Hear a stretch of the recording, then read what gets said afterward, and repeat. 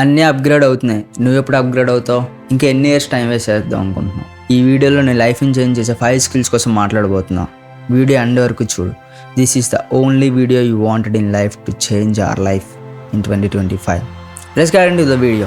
Number 1, learn a high income skill. High income skill అంటే తక్కువ పని చేస్తే ఎక్కువ డబ్బులు రావడం అన్నమాట. Skill based work, that is the thing which you want learn in 2025. గూగుల్లో కొట్టి వెళ్ళు, top high income skills in 2025 వస్తాయి. 10-20 ఎన్నో వస్తాయి.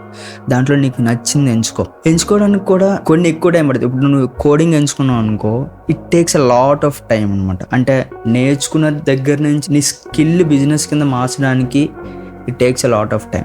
అది తక్కువ టైంలో నేర్చుకునే ఉంటాయి, తక్కువ కష్టం. ఎడిటింగ్, వీడియో ఎడిటింగ్ అంటున్నారు, ఇవేవో అంటున్నారు. అవి చాలా తక్కువ టైంలో నువ్వు నేర్చుకోవచ్చు అనమాట. ఇది నీ టైం ప్రిఫరెన్స్ బట్టి, నువ్వు ఎంత కష్టపడాలనుకుంటున్నావు, నీ నాలెడ్జ్ బట్టి, నువ్వు క్రియేటివా లేకపోతే దాన్ని బట్టి ఎంచుకోవాల్సి ఉంటుంది. ఫైనల్లో ఏం చెప్తున్నానంటే, ఒక రోజులో రాదు, 2 రోజుల్లో రావు, టైం పడుతుంది స్కిల్ నేర్చుకోవడానికి. ఎందుకంటే ఒక స్కిల్లో మాస్టర్ అవ్వాలంటే 10,000 hours ఆ స్కిల్లో పని చేస్తేనే కానీ మాస్టర్ అవ్వలేరు ఎవరు.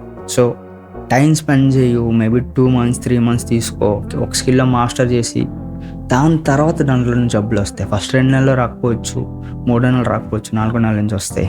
మళ్ళీ చెప్తున్నా, this is the one thing which you want do in 2025. నువ్వు అప్గ్రేడ్ చేసుకో, కొత్త స్కిల్స్తో అప్గ్రేడ్ చేసుకో. ఎందుకంటే వచ్చే 10,000 20,000 దేనికి సరిపో. You have to upgrade your self bro. Number 2, learn English. ఇప్పుడు నువ్వు ఏం నేర్చుకోవాలనుకున్నా, ఏ రీసోర్సెస్తో ఉన్నా లేకపోతే ఏమున్నా ఇంగ్లీష్లోనే ఉంటాయి. ఇప్పుడు చెప్పిన ఫస్ట్ పాయింట్లో ఉన్న స్కిల్ కూడా నువ్వు నేర్చుకోవాలనుకుంటే యూట్యూబ్లో ఉన్న ప్రతి వీడియో ఇంగ్లీష్లోనే ఉంటుంది. తెలుగులో ఎక్కడో కోటుకో నోటుకో ఒకటి ఉంటే ఆడు కూడా సరిగ్గా చెప్పడు నీకు. సో కాబట్టి నీకు ఇంగ్లీష్ అనేది చాలా ఇంపార్టెంట్ అనమాట. ఇప్పుడు నువ్వు ఇది పక్కన పెట్టేసి నువ్వు ఇంటర్వ్యూస్కి వెళ్ళాలన్నా, జాబ్ కొట్టాలన్నా ఏమైనా ఇంగ్లీష్ రావాలన్నమాట.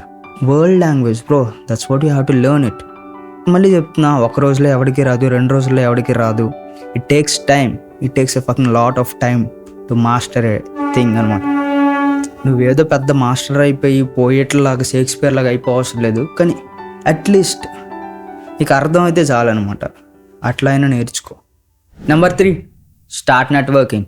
నీకు స్కిల్స్ వచ్చినాయి, ఇప్పుడు నువ్వు స్కిల్స్ నేర్చుకున్నావు, ఇంగ్లీష్ నేర్చుకొని స్కిల్స్ నేర్చుకున్నావు, తోపు అయిపోయావు, స్కిల్లోనే బాగానే ఉంది.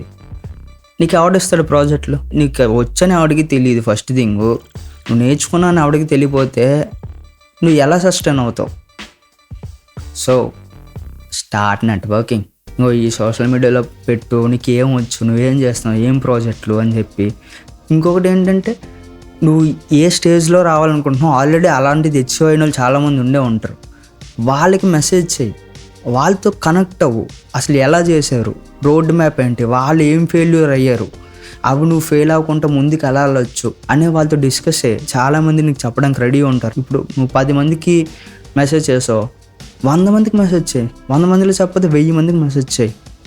ఎవడో కూడా చెప్తారు ఖచ్చితంగా. 2025లో స్కిల్ కంటే నీకు ఎవడు తెలుసు అనేది ఇంపార్టెంట్. ఎగ్జాంపుల్, సాఫ్ట్వేర్ కంపెనీ ఏదో ఉన్నాను, దాంట్లో నీకు తెలిసిన ఫ్రెండ్ ఎవడో పని చేస్తున్నాడు అనుకో, ఆడు ఫస్ట్ నిన్న తీసుకుంటాడు, బాయ్ మా ఫ్రెండ్ గడికి ఆవిడ కోడింగ్ వచ్చు, మా వాడు ఉన్నాడు అని చెప్పి. అదే ఆడు నీకు తెలియదు అనుకో, అసలు ఏ కంపెనీలో ఎవడు తెలియపోతే నిన్ను ఎవడు తీసుకుంటాడు? ఎవడు తీసుకోడు. సో నువ్వు ఒకడు ఉన్నావని చెప్పి అందరికీ తెలిసేలాగా ఏదో ఒకటి చేయరా సామి. సోషల్ మీడియాలో పెట్టు, నువ్వు ఏం చేయాలనుకుంటున్నావు, ఏం చేస్తున్నావు, నీ స్కిల్స్ ఏంటి అనేది. వీళ్ళందరితో కనెక్ట్ అవ్వు, మీటప్స్కి వెళ్ళు, just meet some new people, make some new connections. Number 4, learn an art form. ఇది నీ పర్సనల్ థింగ్. ఎందుకంటే నీలో ఉన్న క్రియేటివిటీని బయటికి పెట్టడానికి, నీలో ఉన్న స్ట్రెస్ని బయటికి తీసుకొచ్చేది ఆర్ట్ ఫామ్ అనమాట. ఏదో ఒకటి నేర్చుకో. మేబీ మ్యూజికల్ ఇన్స్ట్రుమెంట్ అవని, లేకపోతే ఆర్ట్ అవని, పెయింటింగ్ అవని, మేబీ కుకింగ్ అవని, any art form is fine. Dance అవని, any art form is fine అనమాట. ఈ ఇయర్లో ఏదో కొత్తగా ట్రై చేయి, మేబీ లైక్ సైడ్ హాబీ లాగా. దానికి పెద్ద టైం అవసరం లేదుగా, ఒక సాటర్డే సండే 1 hour ఇస్తే చాలేమో. మేబీ లైక్ ఎన్ హాబీ, దాని నుంచి నువ్వేం డబ్బులు ఆశించే అవసరం లేదు, but it's a stress reliever అనమాట నీ లైఫ్లో. So learn an art form. నిజంగా it will take your mind to a different level of consciousness. Number 5, gain knowledge. Books చదువు, పాడ్కాస్ట్లను, అలాగే ఏదో ఎల్కేజీ నుంచి చదువుకొని వస్తున్నావు, ఆ బుక్స్ దేనికి పని చేయవు. నీ సెల్ఫ్ ఇంప్రూవ్మెంట్స్ బుక్స్ చదువు. చాలామంది చాలా పెద్దవి అచీవ్ చేసి వాళ్ళందరూ పాడ్కాస్ట్లో ఇంటర్వ్యూలు ఇస్తున్నారు, అవన్నీ చూడు, దాని నుంచి నేర్చుకో. వాళ్ళు నిజంగా ఒక సిచ్యువేషన్ ఉంటే వాళ్ళు ఏ పర్స్పెక్టివ్లో థింక్ చేస్తున్నారు అనేది తెలుసుకో ముందు. That is what matters. ఇప్పుడు బుక్స్ ఎందుకు చదవమని చెప్తున్నానంటే, ఇప్పుడు యూట్యూబ్ వీడియోలు నువ్వు చేసేయగలవు, నేను చేయగలను. కానీ ఒక బుక్ రాసి అది నీ చేతిలోకి రావాలి అంటే లైక్ అది ఎన్నో ఇయర్స్ రీసెర్చ్ చేసి రాస్తేనే తప్ప నీ వరకు రాదనమాట బుక్. మళ్ళీ చెప్తున్నా, బుక్స్ చదువు, పాడ్కాస్ట్ లేను, ఇవన్నీ లేవు. అసలు బ్రో ఏం చేయాలో అర్థం అవ్వట్లేదంటే నీ గ్రాండ్ పేరెంట్స్ దగ్గరికి వెళ్ళి కూర్చొని మాట్లాడు. వాళ్ళ నుంచి విజిటమ్ నేర్చుకో, వాళ్ళ నుంచి నాలెడ్జ్ నేర్చుకో. అప్పుడు ఎలా ఉంది, ఇప్పుడు ఎలా ఉంది, అప్పుడు ఎలా ఉండేది, ఇప్పుడు ఎలా ఉండేది. They are the fucking encyclopedia bro. They teach you how to live in life. ఆ సూత్రాలు ఏవో చెప్తూ ఉంటారు. That's a beautiful things.